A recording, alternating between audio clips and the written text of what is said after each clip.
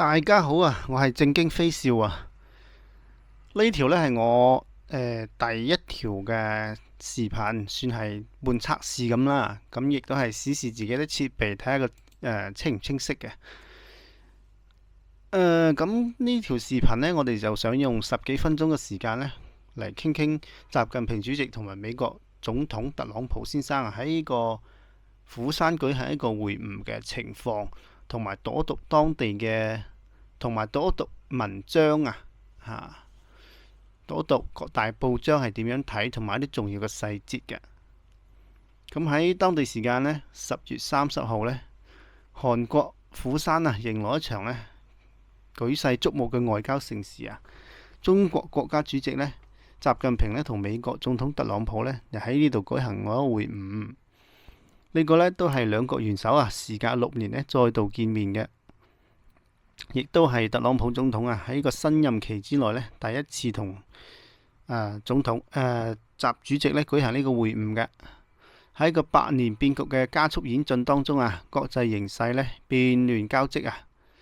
呢場承載住全球期待嘅元首對話呢，為中美嘅關係呢發展呢注入咗關鍵嘅正能量喎，為世界嘅和平發展啊帶嚟咗重要嘅機遇嘅。喺呢次嘅會晤呢舉行呢，離唔開中美雙方嘅共同努力同埋前期鋪墊嘅。早喺10月29號啊，中國外交部發言人呢就已經正式咁樣宣佈咗呢項重要嘅外交安排㗎啦，引發咗國際社會嘅廣泛關注。今年以嚟啊，習近平主席呢同特朗普呢保持咗密切嘅溝通，3次嘅通話啊，多次嘅互致信函，為兩國關係呢把握住方向，凝聚咗共識。而喺幾天之前啊，中美經貿團隊呢喺吉隆坡呢舉行咗一次磋商嘅，就決定自當前主要嘅關切呢達成咗一啲基本嘅共識，更加為呢次元首聚會呢奠定咗堅實嘅基礎，創造咗條件嘅。上午喺會晤嘅貴賓室嗰度啊，氣氛莊重而務實啊，一張白色嘅長台呢擺放喺當中，習近平主席呢同呢個特朗普總統相對而坐啊，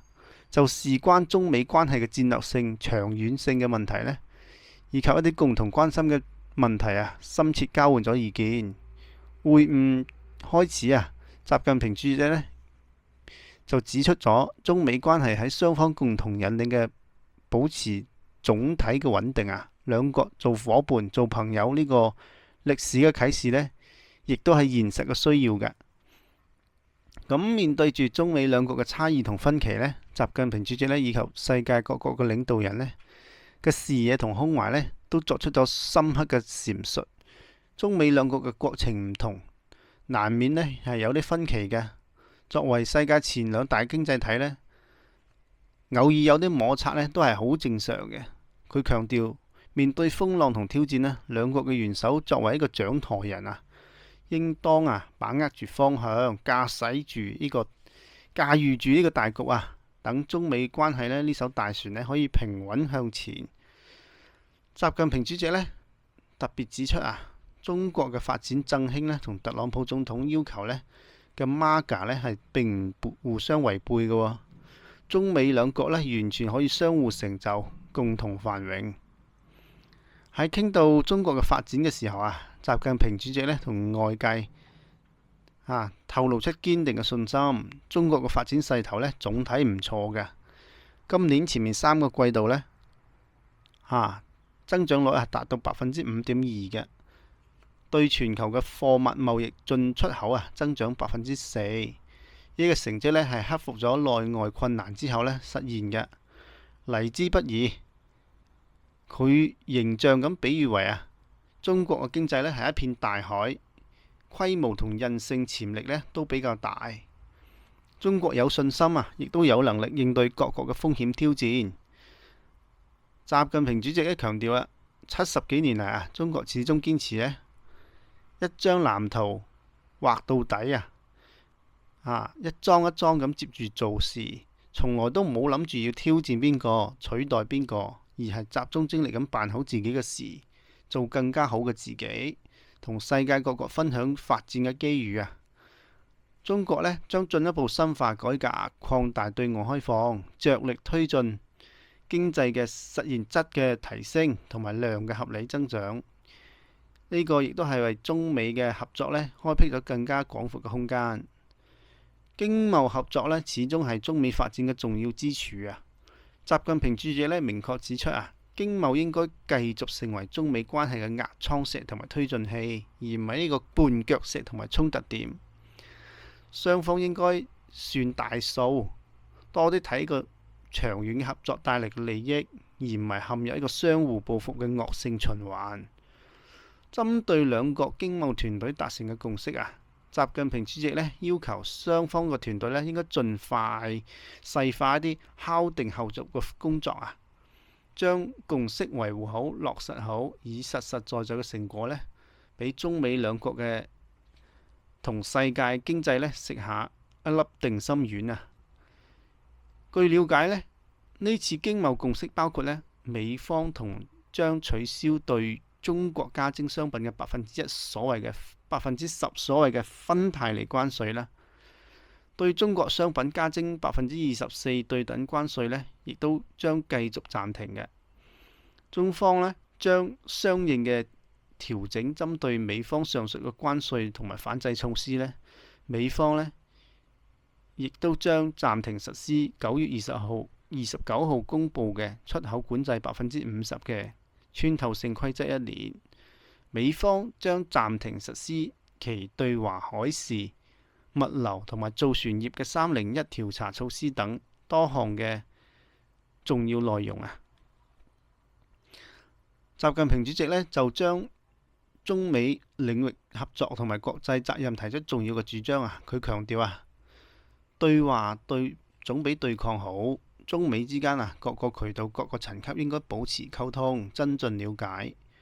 兩國喺打擊非法移民同電信詐騙啊，以及反洗黑錢、人工智能、應對傳染疾病等領域啊，合作嘅前景都非常之良好。對口部門應該加強對話交流，開展互助、互惠互利。喺地區同國際舞台上呢，中美亦都應該遵循呢個良性嘅互動，共同展現大國嘅擔當，攜手多辦一啲有利於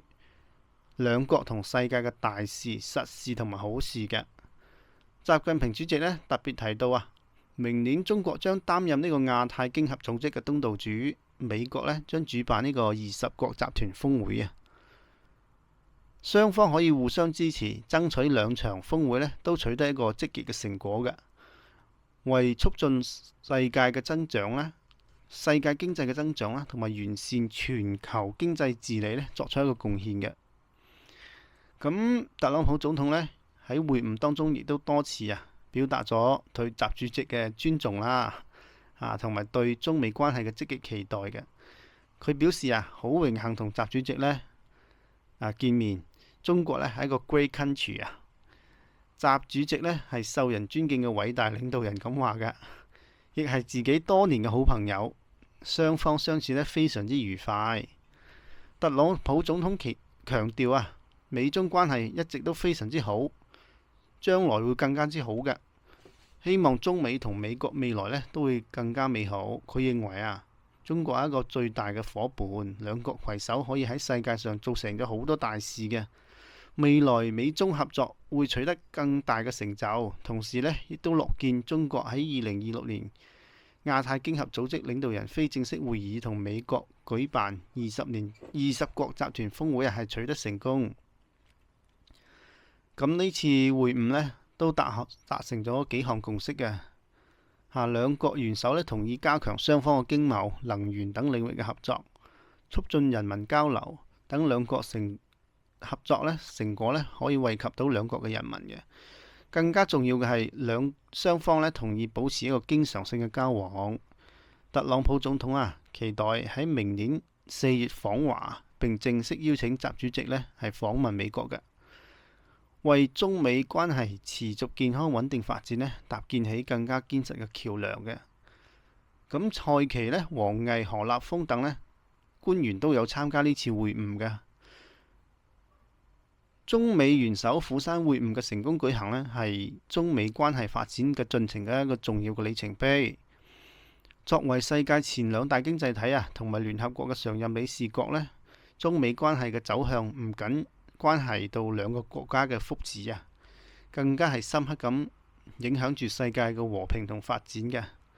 喺今次嘅會晤當中啦，兩國元首嘅建設性態度同埋誠懇咁樣溝通呢，既正視分歧，亦都聚焦咗合作，既立足咗當下，亦都着眼咗長遠嘅，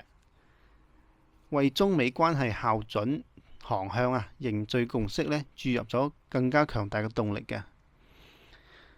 國際社會呢，亦都普遍認為啊，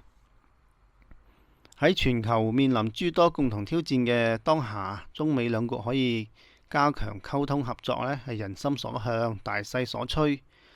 呢次會晤傳遞出嘅積極信號啊，亦都等全世界呢睇到中美對話協商化解分歧，實現共贏嘅可能性，為動盪不安嘅國際形勢呢注入咗寶貴嘅穩定性嘅。展望未來啊，正如習主席所講嘅，中美兩國完全可以互相成就、共同繁榮嘅。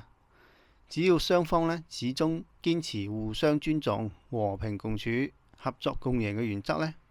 把握好兩國發展嘅正確方向，持續咁擴大合作領域、深化合作嘅內涵呢，就一定可以推動中美關係呢艘大船呢喺世界嘅格局同埋海洋嘅航行中呢係平穩前行嘅，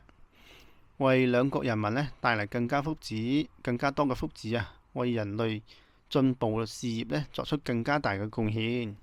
咁我呢喺呢度呢都發表一個意見呢，就係話希望特朗普總統呢唔會一返到去呢又即係話又轉個頭又唔記得咗自己講嘅嘢啦嚇，又推翻晒自己所講嘅嘢，咁真係為呢個世界呢嘅發展呢，真係作出一定嘅貢獻嘅嚇。因為畢竟依家嘅經濟形勢呢，亦都係處喺一個轉型嘅階段嚇。好啦，咁呢次第一期嘅節目呢，就做到呢度先啦嚇，下次再見，拜拜。